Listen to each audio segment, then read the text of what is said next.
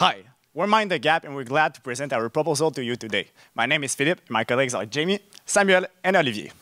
For our proposal, we use a four-step approach where we first consider a new investment policy statement for NLPIB, a fundamental approach for the direct investment, and a quantitative one for the indirect portion, to come up with a global portfolio that best addresses NLPIB needs. Throughout our work, we consider three key pillars based on these needs. We seek to optimize returns, prioritize ESG, and reduce CO2 emission in all our investment decisions, and address NLPIB special dual mandate. Now let's start with the new guidelines. While assessing the initial portfolio, we noted some areas that can prevent NLPIB from achieving its goal. One is a strong Canadian home bias, a lack of diversification in the fixed income portfolio, and a strong concentration in the direct investment.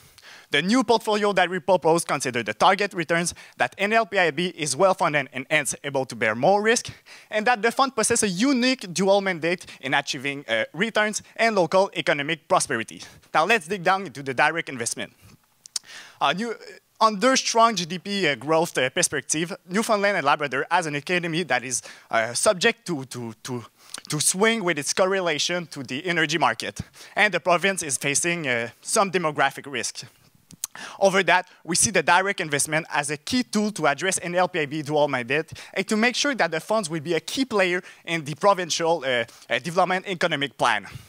Our strategy proposed to reallocate actual assets by focusing on long-term return and social and environmental impact. The goal is to expand our future reach by implementing structured direct investment mechanisms. I will now pass it on to Jamie that will take a deep dive into the first step of our direct investment strategy, manage the actual assets. Thanks, Phil. With respect to Labrador iron ore, we see that it is a profitable asset in terms of strong financial returns and long-term growth, as well as a stable market whereby the need for iron ore will continue via the emerging economic demands of the emerging economic demands. We also see that with respect to its environmental impact, that Labrador iron ore has taken significant environmental initiatives that have placed it above the Canadian industrial average, as well as providing significant employment to communities such as Labrador City and Sept-Îles. We therefore recommend to maintain our investment at 7% of assets under management. With respect to St. John's International Airport, we also see the same trend in terms of increased strong performance and profitability, as well as the attempts to have a diversified revenue stream and expansion of the airport. We also see that St. John's Airport serves as a gateway to the international community in terms that St. John's Airport can be used to benefit the Newfoundland province for international tourism. Although we understand the environmental impacts that air travel can have, we also have to consider the social and economic benefits that the airport has thus provided to the province, and this is considered into our balance. And therefore, we recommend to keep assets at 5% assets under management. With respect to South White Rose, we see three major key considerations with our terms for divestment. The first thing is that the chance of having a stranded asset over time due to the fact that with respect to an oil field production declines over time because of declining reserves. The second thing that's also important to note is that Newfoundland and Labrador faces a globally competitive environment in the stakes that there are other competitors that are also willing to increase their production over time. Thirdly, we also see that there is also strong environmental and political risk associated with exposure to the volatile oil price, environmental regulation, as well as increasing share of clean energy and competition from clean technology. And we also see that with respect to South White Rose, employment is declining over time due to the fact that most employment is driven by construction projects in the oil industry. Therefore, we propose to decrease our investments gradually from 11% to 4% over the course of 5 to 7 years, and while doing so, still maintain a position in which we can exercise board influence and a cleaner transition for South White Rose. With respect to Muskrat Falls, we note two major things that are important to increasing the position on investment. The first thing is the development of crucial infrastructure where the project is 98% complete and has the potential for electricity export to the North American power grid. The second thing that's also important is the strong financials that are from Muskrat Falls, given one, it has a federally backed infrastructure bond in the case that is rated AAA and ensures steady cash flows, as well as a promised return on equity of 8.5% due to a purchasing power agreement with the province.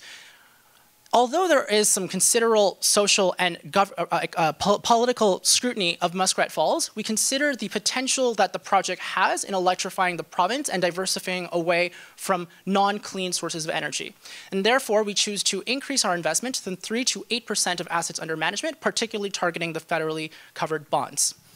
We also have 2 additional strategies in our direct investments. The first one is to increase our local and global reach by co-investing with partners. The way that we aim to do this is by reallocating our publicly traded private equity funds into private equity partners such as Blackstone, KKR, and Evolution. And with respect to our second plan, we also propose to help Newfoundland's economy by promoting local investment. And this way, it works by creating local private equity teams, local private debt teams, local infrastructure teams. But the most important thing is to develop expertise in order to develop and establish Newfoundland's competitive industries, such as aquaculture and ocean technology, over time to divert away from offshore oil.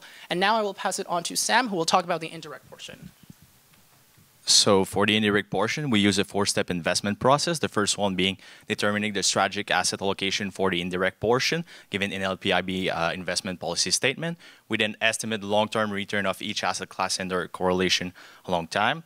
And then we optimize the portfolio in order to obtain the long-term tilt, strategic tilt. And finally, we add portfolio insight by adding leverage to the portfolio and additional environmental consideration. So for the strategic asset allocation, we set the investment universe split in 4 geographical regions for the public equity. We also included investment-grade credit investment both in Canada and US, government bond both in Canada and US, and consider high yield and real estate. Compared to the actual allocation, the indirect portion is more tilted toward equity and has a more diversified fixed income portfolio. For the long-term expected return, we use a building block methodology to calculate long-term return that are in line with institutional investors that perform long-term capital market assumption. We use a building block method for both the equity and fixed income, using the key drivers of each asset class over time. Once we have those inputs, we perform mean variance optimization and then select among the efficient frontier the portfolio that best balance a low carbon intensive portfolio, a strong governance, and also an optimal risk return over the long term to the benefit of NLPIB pensioners. We also impose 2% of total asset allocated to renewable energy in order to support the energy transition that is going on.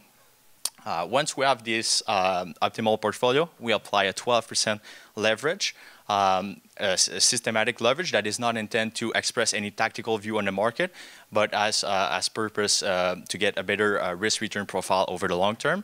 And we also recommend the board to continue to invest in ESG ETF as they've done in the past. Okay, so the last thing we did is perform Monte Carlo simulation in order to test the efficiency of the optimization. So we started by fitting student distributions to the past returns, and we used Gaussian cupulas in order to modelize the linear correlation between the asset classes. So as you can see on the bottom left, the optimized portfolio has a little bit more downside, but with much more upside. So on a more quantitative note, we were able to achieve a 1% higher expected return with an only 2.2% higher standard deviation, which mostly comes from the positive skewness of the distribution.